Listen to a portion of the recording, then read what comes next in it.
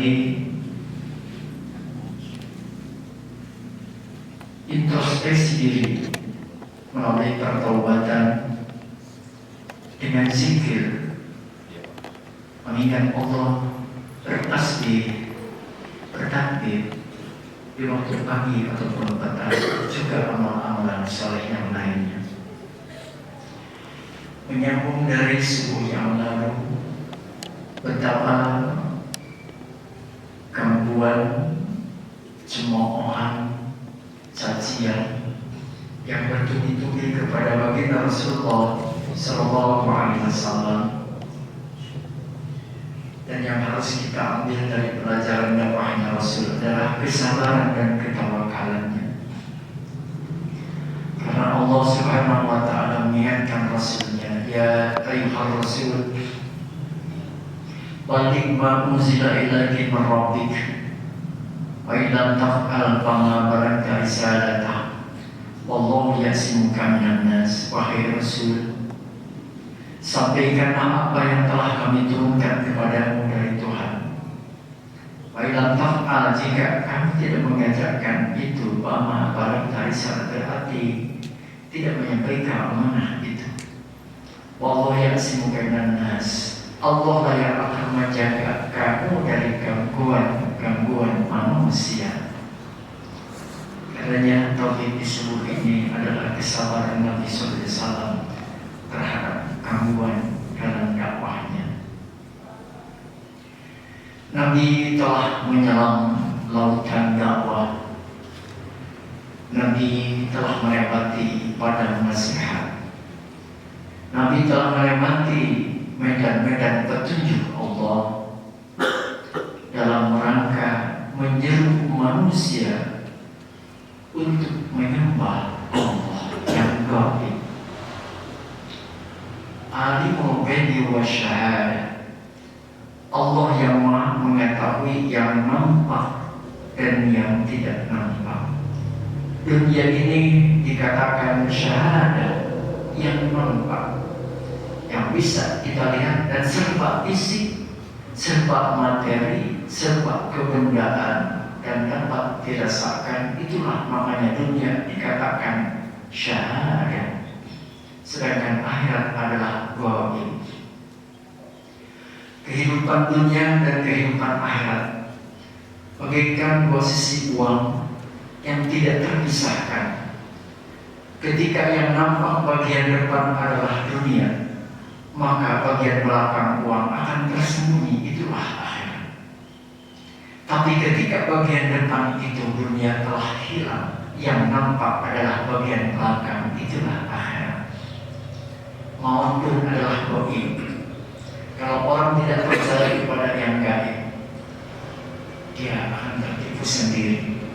Kematian yang selalu mengintainya itu adalah gaib.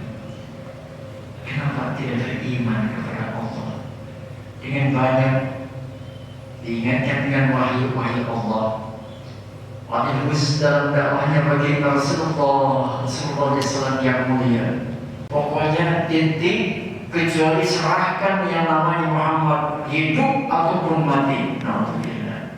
Sampai pengumuman ini digantung di Ka'bah. Berapa lama Rasul di lokasi ini? Sampai 3 tahun. Kesulitan, kesusahan, bahkan kelaparan, bahkan sampai bersahabat ada yang makan dedaunan karena tidak ada makan. Kan tidak boleh berhubungan, tidak boleh ada perdamaian, pun tidak boleh. Inilah dahsyatnya kekafiran orang-orang Quraisy. Berdamai saja tidak boleh, berdekatan saja tidak boleh. Itulah ketakutannya mereka, kesombongannya mereka, dan kesadisannya mereka. Sampai Rasul dengan berbisik menyampaikan kepada para sahabatnya, kalian beransurlah untuk berhijrah ke Ethiopia. Yang kedua kalinya bahkan itu sampai 83 kaum laki-laki, 18 orang kaum wanita.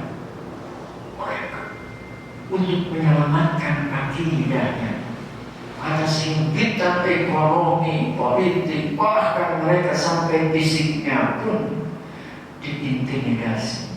Na'udzubillah, sampailah pada tahun ke-10 dari kenabian, kaum Quraisy pun tidak pernah pun terus senantiasa menguntit Nabi Sallallahu Alaihi Wasallam. Dan pada tahun itulah wafatnya Ummul Mukminin Ibu Khadijah Al-Kubra, yang senantiasa banyak mengorbankan hartanya membela kaum muslimin. Selama 3 tahun itu beri makan kepada orang-orang muslim yang ada di lemah Sini. Wah, dikatakan hampir habis hartanya Ummul Mukminin, semuanya adalah diserahkan fisabilillah. Subhanallah, 2 bulan setelah itu pun Ummul Mukminin pada tahun ke-10 Hijriah Ummul Mukminin wafat. 2 bulan setelah Ummul Mukminin wafat, meninggal juga pamannya Abu Thalib. Subhanallah, barakallah.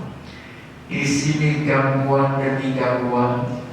Kalau masih ada pamannya, walaupun boleh dikatakan secara syariat tidak sepakat, tetapi secara alamiah kasih sayang pamannya kepada baginda Rasulullah SAW itu tidak bisa dihindari. Lebih menyayangi anaknya, lebih menyayangi keluarganya. Siapapun yang menyakiti Muhammad, akulah hadapi.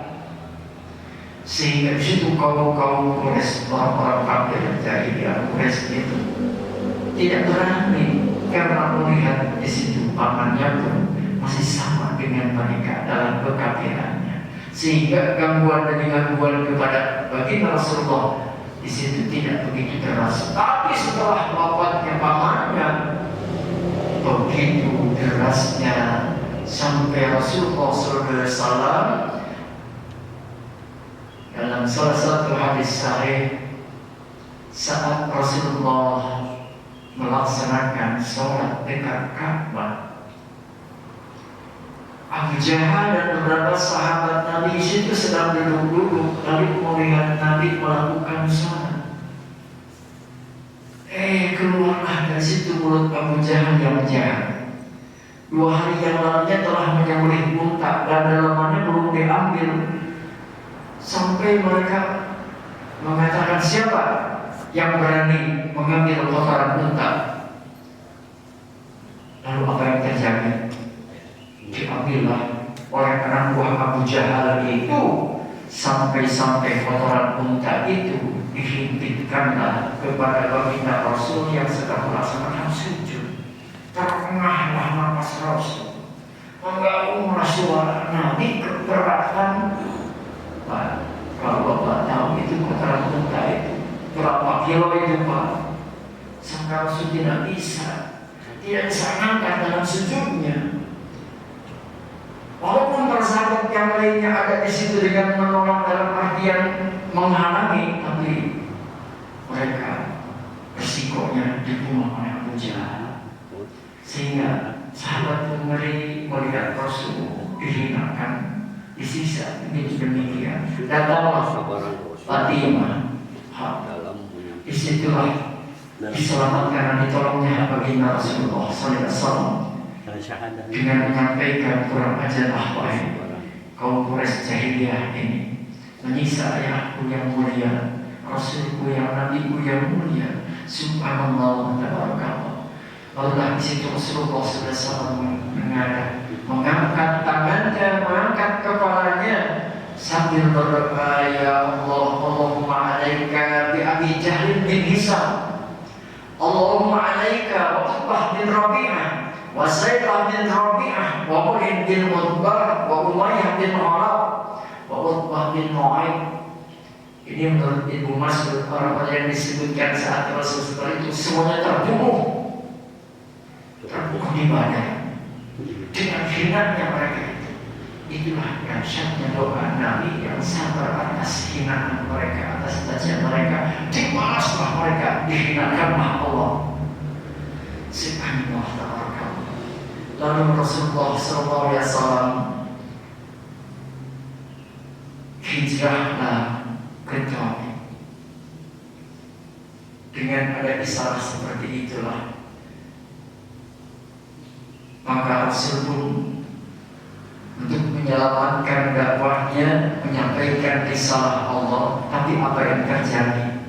Ternyata hijrah pun ke Taif, apa yang terjadi di luar perkiraan. Rasul pun dideportasi, Rasul pun ditolak, bahkan Rasul pun dicaci dan dimaki, bahkan Rasul pun disakiti. Namun saat itulah turunlah malaikat Jibril dan Rasul pun menengadah ke langit. Ternyata awan yang hitam telah mengumum. Ternyata istilah Jibril datang menemui baginda Rasulullah Sallallahu Alaihi Wasallam. Lalu Jibril menyampaikan salamnya, Assalamualaikum ya Nabi Allah, ya Rasulullah. Allah telah mendengar dakwahmu dan apa jawaban umatmu. Itulah yang terjadi dalam dakwah baginda Rasulullah SAW sampai Rasul tidak sadarkan diri, diusir bahkan dilempari oleh kaum Taif. Dan Allah pun memberikan atau mengutus para malaikat penghuni gunung Taif itu. Tapi di situ yang ditawarkan oleh para malaikat, wahai Nabi Allah, perintahkanlah aku apa yang diinginkan olehmu. Aku dengan perintah Allah untuk membantu. Apa kata beliau baginda Rasul? Aku tidak butuh pertolongan malaikat, apalagi jin penghuni gunung ini. Aku hanya butuh pertolongan Allah Subhanahu. Kalau kita sudah dihina oleh kaum, dikhianati, bahkan disakiti, begitu datangnya malaikat yang mulia, pasti kita yes, wah, no. Hancurkan saja wahai malaikat, balikan saja gunung Taif itu.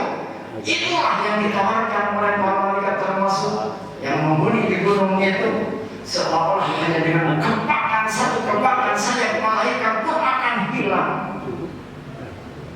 Subhanallah. Maka apa yang terjadi dengan kesabaran baginda Rasulullah SAW, malah berdoa kepada Allah, ya Allah, bal arju ayyukhrijallahu min asbabihim, ya Allah, bahkan aku berharap agar engkau melahirkan dari sulbi mereka orang-orang Taif itu man ya'budullaha wahdahu la syarikalah, orang yang nanti lahir dari keturunan orang Taif itu orang-orang yang menyembah Allah, ya Rabb, itulah yang aku harapkan. Subhanallah, inilah ketulusan, keikhlasan dan kesabaran baginda Rasulullah. Bahkan inilah bukti rahmatan lil alaminnya Rasulullah SAW. Sudah dihina-hinakan, tetap Rasulullah membiarkan mereka. Dan itulah yang diharapkan Rasul adalah dibiarkannya mereka, tidak diadab dengan sekaligus. Bahkan ketika malaikat menawarkan gunung Uhud untuk menjadi emas, karena permintaan mereka, apa jawab Rasul bagi Jibril? Membahasa kita, Muhammad iya, walaupun gunung Uhud jadi emas, lalu dibuktikan mereka tidak mungkin untuk beriman. Makanya aku tidak membiarkan mereka saja untuk bertobat dan memperbaiki dirinya. Karena keimanan yang Allah terima bukan keimanan yang dipaksakan, tapi keimanan yang diusahakan dengan penuh ketulusan dan kesadaran. Contohnya Fir'aun, iman yang dipaksakan saat adab dan kematian datang. Maka disitulah yang kau iman minkum. Tidak ada manfaatnya ungkapan iman pada saat itu, tapi yang bermanfaat adalah ungkapan iman sebelum kematian.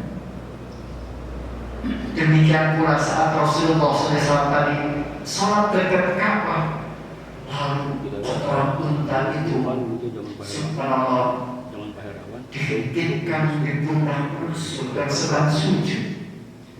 Maka begitu mengangkatnya, dan di situ Abu Jahal mengancam akan kutinjek lehernya. Itu ungkapan Abu Jahal. Sampai-sampai mau mendekat Rasul. Subhanallah, lawadana minni la ahtabatul malaikah, kata Rasul, sekiranya Abu Jahal mendekati aku, ingatlah antara jarakku dengan dia ada paling api yang menyambar. Dan disitulah hanya dengan kepakan satu, kepakan malaikat Jibril, bukan hanya Abu Jahal saja yang hancur.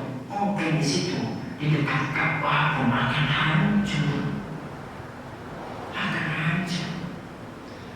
Tapi di situ Abu Jahal tidak mendekat, dan ucapan itu, subhanallah, terlihatlah di situ paling api.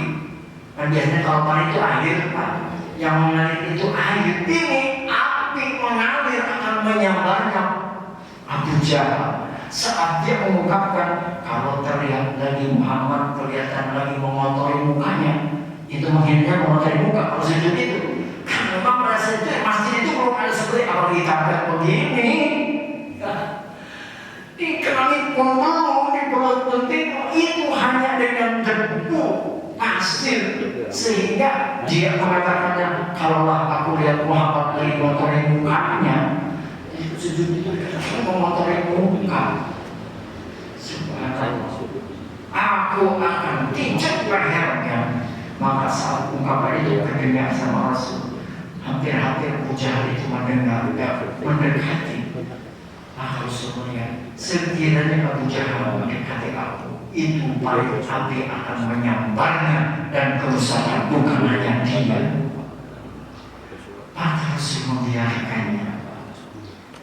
Subhanallah, ini betapa keteguhan dakwahnya baginda Rasul yang penuh berliku-liku, lautan caci maki, derasnya, himpitannya, bukan hanya ekonomi dan sebagainya, hatta sampai kepada fisik. Maka Allah mengingatkan di dalam surah Al-Maidah ayat 67, ya ayyuhar rasul, wahai Rasul, balik manusia, sampaikanlah apa yang telah aku turunkan kepadamu. Wa ilam ta'an, dan jika kamu tidak menyampaikan hal itu, maka kamu tidak menyampaikan amanah itu. Sudah ditegaskan seperti itu. Allah ya, semoga jaminan Allah, akulah yang akan menjagamu dari gangguan manusia. Itulah yang membuat keberanian Rasul, ketulusan dan keikhlasan, hanya jaminannya satu, Allah lah.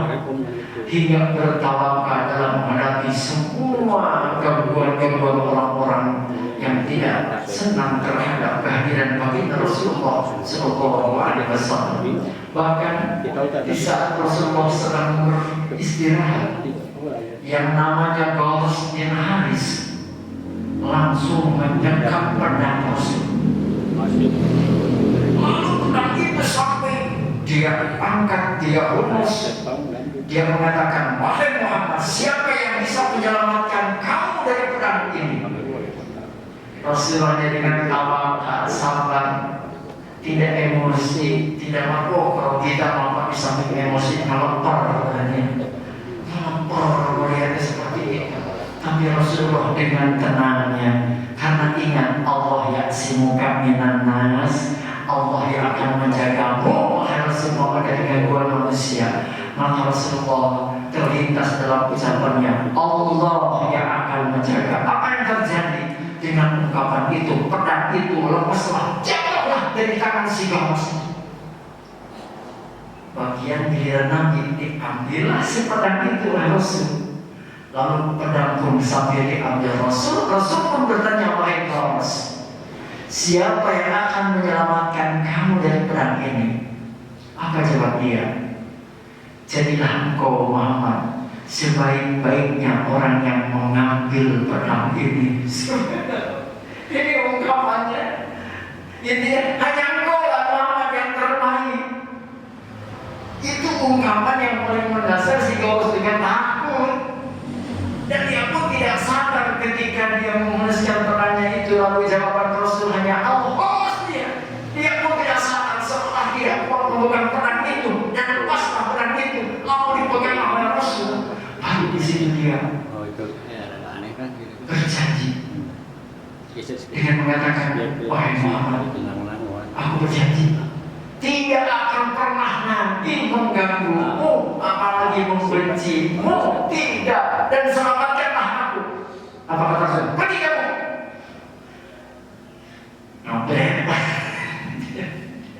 Suruh pergi, dia ngambil begitu saja. Itulah kalau kita bagaimana pedang sudah di tangan, dia mengancam itu, dibalikan dengan CS saja mungkin ya. Tapi Rasul tidak. Disinilah kesabaran, ketawakan, dan ketulusan ini, keikhlasan bagi Rasul dalam menyampaikan risalah Allah. Subhanallah ta'ala.